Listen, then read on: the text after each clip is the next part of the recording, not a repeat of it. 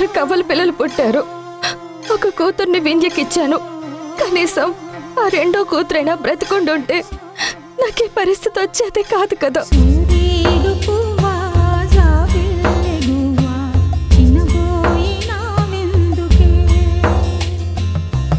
ఎక్కడున్నావమ్మా?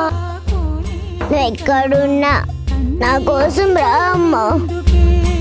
నాకు ఇక్కడ చాలా ఇబ్బందిగా ఉందమ్మా.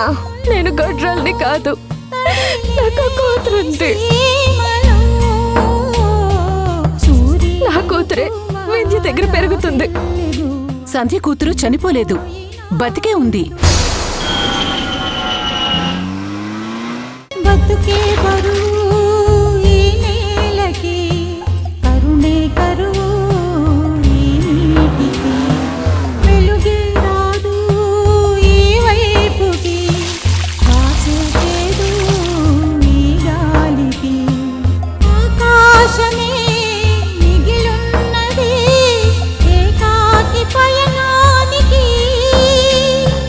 ఆ శూన్యమే తోడున్నది నీ చిన్ని ప్రాణానికి. సంధ్యారాగం మధ్యాహ్నం 12:30 మీ ఈటీవీలో.